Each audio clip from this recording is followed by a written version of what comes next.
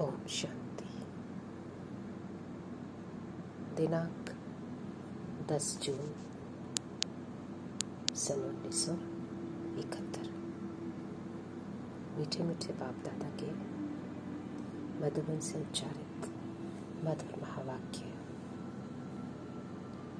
वाणी का विषय है तीनों लोकों में बाप दादा के समीप रहने वाले रत्नों की निशानियाँ। मीठे मीठे बाप दादा बोले, यह कौन सा ग्रुप है? इस ग्रुप को सजाकर क्या बनाया है? बदलकर और बनकर जा रही है ना?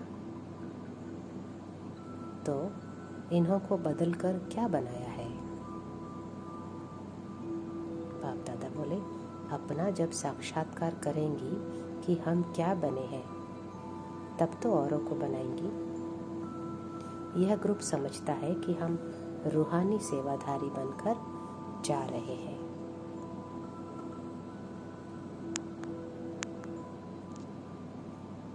यह ग्रुप समझता है कि हम रूहानी सेवाधारी बनकर जा रहे हैं। सभी अपने को सेवाधारी समझकर सेवा स्थान पर जा रही हो व अपने अपने घर में लौट रही हो, क्या समझ के जाती हो?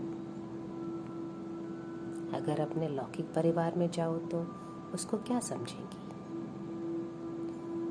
वह भी सेवा स्थान है व सिर्फ सेंटर ही सेवा स्थान है। बाप दादा बोले, अगर घर को भी सेवा स्थान समझेंगी तो स्वतः सेवा होती रहेगी। जो सेवाधारी होते हैं उन्हों के लिए हर स्थान पर सेवा है। कहाँ भी रहे, कहाँ भी जावे, लेकिन सेवाधारी को हर समय और हर स्थान पर सेवा ही दिखाई देगी और सेवा में ही लगे रहेंगे। घर को भी सेवा स्थान समझकर रहेंगे। बुद्धि में सेवा याद रहने से इस स्मृति की शक्ति से कर्म बंधन भी सहज और शीघ्र खत्म हो जाएंगे।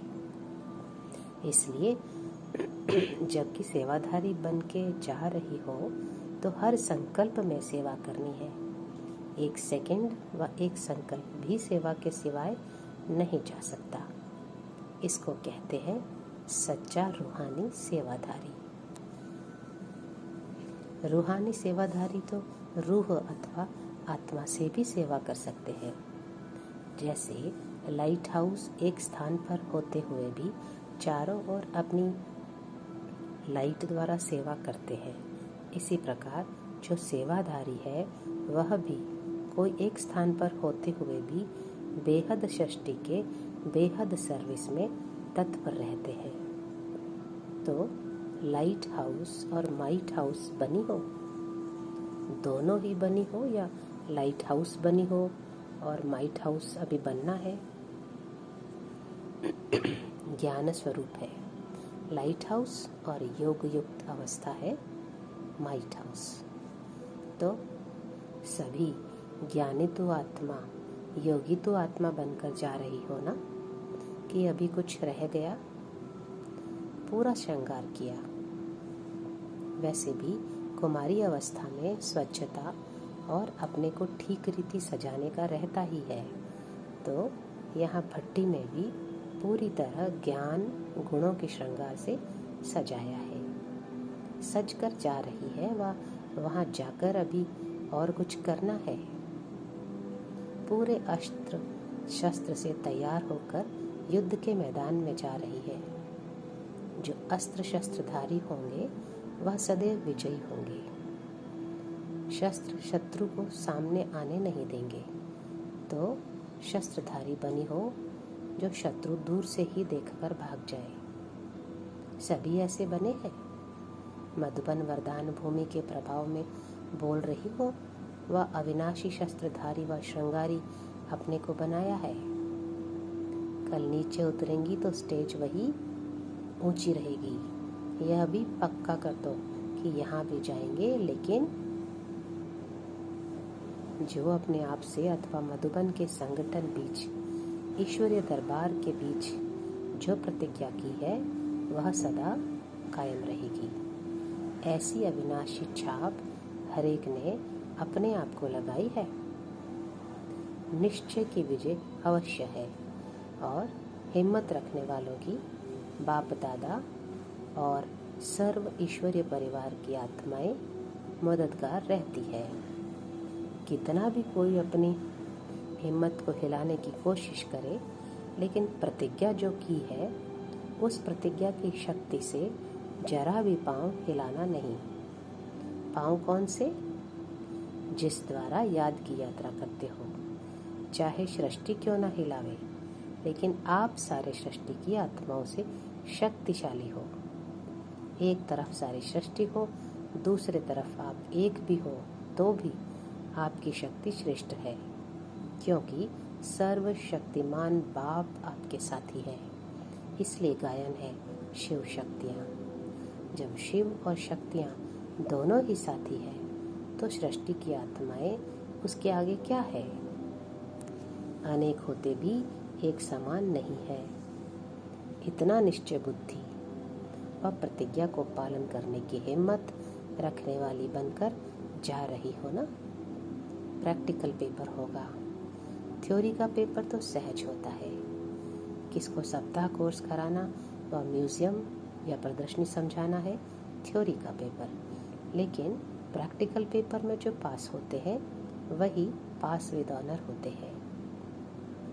जो ऐसे पास होते हैं वही बाप दादा के पास रहने वाले रत्न बनते हैं। तो पास में रहना पसंद करती हो व दूर से देखना पसंद आता है? पास विद ऑनर बनेंगे, यह भी हिम्मत रखनी है ना।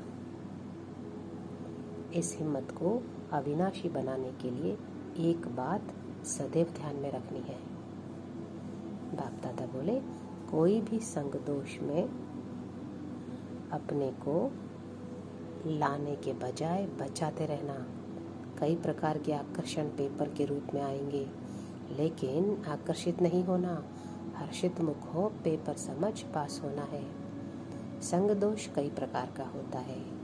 माया संकल्पों के रूप में भी अपने संग का रंग लगाने की कोशिश करती है। तो इस व्यर्थ संकल्पों के व माया की आकर्षण के संकल्पों में कभी फेल नहीं होना। और फिर स्थूल संबंधी का संग, उसमें न सिर्फ परिवार का संबंध होता है, लेकिन परिवार के साथ साथ और भी कोई संबंध का संग है।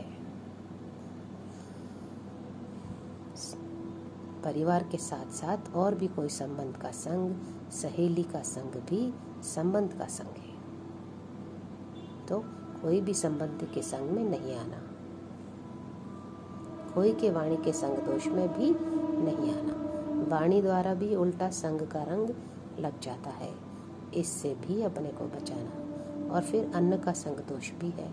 अगर कभी भी किसके भी समस्या अनुसार व कोई संबंधी के स्नेह के वश भी अन्न दोष में आ गई, तो ये अन्न भी अपने मन को संग के रंग में लगा देता है। इसलिए इससे भी अपने को बचाते रहना। कर्म का संग भी होता है, इसलिए इससे भी अपने को बचाते रहना। तब पास विद ऑनर बनेगी। संग दोष के पेपर में पास हो गई तो समझो समीप आ सकती हो। अगर संग दोष में आ गई तो दूर हो जाएगी। फिर न निराकारी वतन में, न अभी संगम युग में, न भविष्य में पास रह सकेंगी। एक संग दोष तीनों लोकों में दूर हटा देता है। एक संग दोष से बचने से तीनों लोकों में, तीनों कालों में बाप के समीप रहने का भाग्य प्राप्त कर सकती हूँ। इस ग्रुप को बाप दादा हंसों का संगठन कहते हैं। हंसों का कर्तव्य व स्वरूप क्या होता है? बाप दादा बोले, हंसों का स्वरूप है प्योरिटी और कर्तव्य है सदैव गुण रूपी मोती ही धारण करेंगे।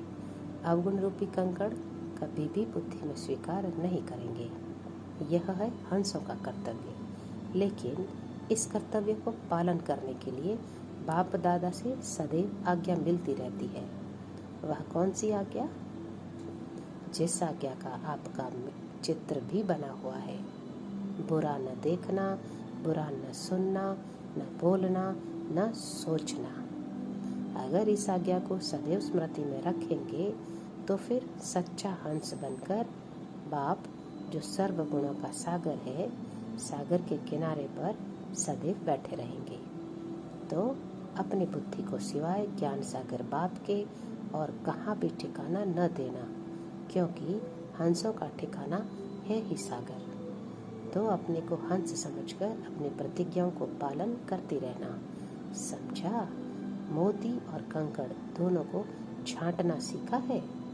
कंकड़ क्या होता है, रत्न क्या होते हैं, नॉलेजफुल तो बनी हो ना। अब देखेंगे ये हंस क्या कमाल कर दिखाते हैं। हंसों का संगठन न चाहते हुए भी अपने तरफ आकर्षित करता है। तो संग दोष से बचना है और ईश्वरीय संग में रहना है। अनेक संग छोड़ना, एक संग जोड़ना है। ईश्वरीय संग सिर्फ शरीर से नहीं होता, लेकिन बुद्धि द्वारा भी ईश्वरीय संग में रहना है। बुद्धि सदैव ईश्वरीय संग में रहे और स्थूल संबंध में भी ईश्वरीय संग रहे। इस संग के आधार पर अनेक संग दोष से बच जाएंगे। सिर्फ ट्रांसफर करना है, कोमलता को कमाल में परिवर्तन करना। कोमलता दिखाना नहीं, सिर्फ संस्कारों को परिवर्तन करने में कोमल बनना है। कर्म में कोमल नहीं बनना, इसमें तो शक्ति रूप बनना है। अगर शक्ति स्वरूप का कवच सदैव धारण नहीं करेंगी तो कोमल को तीर बहुत जल्दी लग जाएगा। तीर भी कोमल स्थान पर ही लगाते हैं, इसलिए अगर शक्ति स्वरूप का कवच धारण करेंगी तो शक्ति रूप बन जाएगी। फिर माया का कोई तीर लग नहीं सकेगा। कर्म में कोमल नहीं बनना, सिर्फ मोल्ड होने के लिए रियल गोल्ड बनना है। चेहरे से, नैन चैन से कोमलता नहीं लाना। यह सभी बातें स्मृति में रख पास विदौलत बनना है। इस ग्रुप में प्रैक्टिकल सबूत बनने वाले उम्मीदवार रतन दिखाई देते हैं। हर एक को एक दो से आगे जाना है। दूसरे को आगे जाता देख हर्षित नहीं होना है। सिर्फ दूसरे को देखते रहेंगे तो भक्त हो जाएंगे। भक्त लोग सिर्फ देख देख उनके गुण गाते खुश होते हैं। तुमको भक्त नहीं बनना है, ज्ञान स्वरूप और योग युक्त ज्ञानी तो आत्मा और योगी तो आत्मा बनना है। अब पेपर के रिजल्ट देखेंगे। जो प्रैक्टिकल सबूत देंगे वो फर्स्ट नंबर आएंगे। जो सोचते रहेंगे तो बाप भी राज्य भाग्य देने के लिए सोचेंगे। जो स्वयं को स्वयं ही ऑफर करते हैं उनको बाप दादा भी विश्व की राजधानी का राज्य भाग्य पहले ऑफर करते हैं। अगर अपने को ऑफर नहीं करेंगे तो बाप दादा भी विश्व का तख्त क्यों ऑफर करेंगे। अपने को आप पे ही ऑफर करो तो आफरीन कही जाएगी। गैस के गुब्बारे नहीं बनना, वो बहुत तेज उड़ते हैं लेकिन अल्पकाल के लिए। यहाँ अपने को अविनाशी एनर्जी भरना, टेम्परेरी ऑक्सीजन का आधार नहीं लेना। अच्छा, ओम शांति।